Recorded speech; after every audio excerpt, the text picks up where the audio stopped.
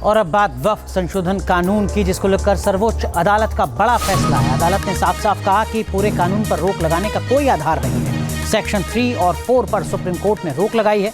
5 साल से इस्लाम के अनुयायी वाले नियम पर रोक लगाई है। बोर्ड में 3 से ज़्यादा गैर मुस्लिम ना हो, ये भी सर्वोच्च अदालत ने साफ किया है। साथ ही साथ हर संभव कोशिश की जाए कि जो CEO हों वो मुस्लिम ही हों। ये फैसला वक्फ कानून की संवैधानिकता पर नहीं है। 2 तस्वीरें इस वक्त आपको दिखा रहे हैं। आपको बता दें कि वक्फ संशोधन कानून को लेकर काफ़ी लंबे वक्त से विवाद चल रहा था। इसे लेकर काफ़ी ज़्यादा सियासत भी गरमाई। विपक्ष ने सरकार पर गंभीर आरोप लगाए तो बीजेपी ने विपक्ष पर तुष्टीकरण की राजनीति का आरोप लगाया। लेकिन अब सुप्रीम कोर्ट के फैसले से विवाद थमने की उम्मीद है।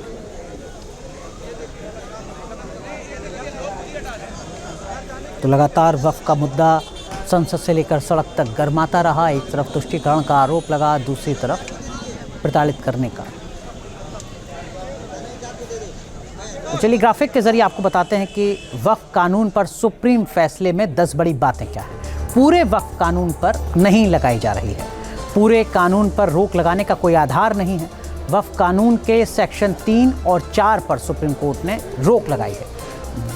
वक्फ करने के 5 साल इस्लाम मानने की जो अनिवार्यता है उस पर रोक है। कलेक्टर को प्रॉपर्टी विवाद पर फैसला लेने का अधिकार नहीं है। कमिश्नर को संपत्ति का मालिकाना हक तय करने का भी अधिकार नहीं है। वक्फ बोर्ड में 3 से ज़्यादा गैर मुस्लिम सदस्य नहीं हो सकते। बोर्ड का CEO मुस्लिम व्यक्ति को बनाया जाना चाहिए।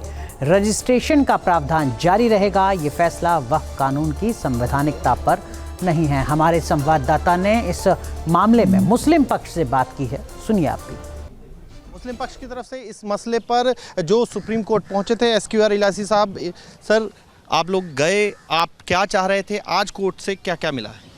देखिए, कोर्ट ने बाय एंड लार्ज हमारी बातें मान ली हैं। एक बात तो उन्होंने ये कही कि ये जो सरकार का दावा है कि हमारी प्रॉपर्टी हमारा क्लेम है तो वो ट्राइब्यूनल नहीं सुनेगा और वक्फ बोर्ड नहीं सुनेगा, बल्कि वो कलेक्टर तय करेगा और डिजिग्नेटेड ऑफिसर तय करेगा, उसको उन्होंने ख़त्म कर दिया है।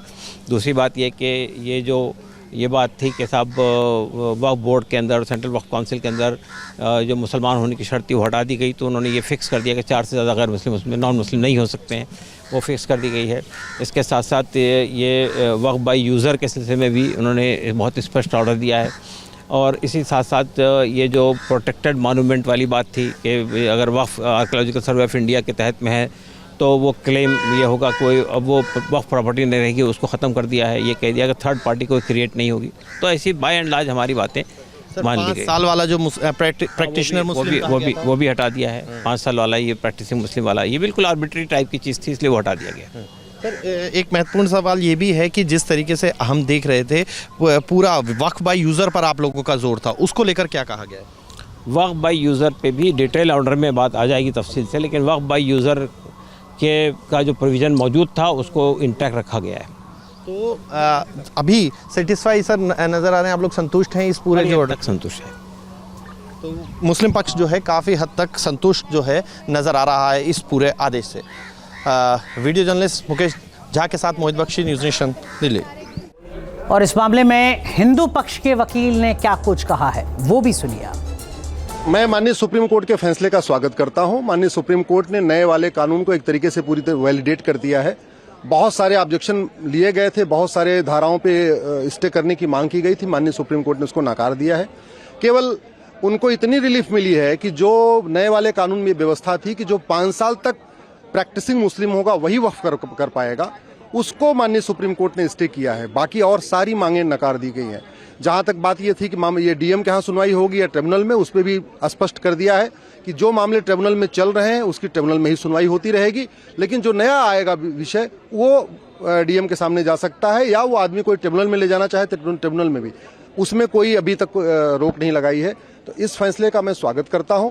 मैं आशा करता हूं कि माननीय सुप्रीम कोर्ट जल्दी से इसकी फाइनल हियरिंग कर देगा और इसका फाइनल डिसीजन भी जल्दी आ जाएगा। जहां भक्ति है हर शब्द में, कथाओं में छुपे हैं दिव्य रहस्य और ज्योतिष देता है जीवन को दिशा। धर्म से जुड़ी हर बातों को जानने के लिए हमारे चैनल स्तुति को सब्सक्राइब करें। चैनल पर जाने के लिए इस लिंक पर क्लिक करें।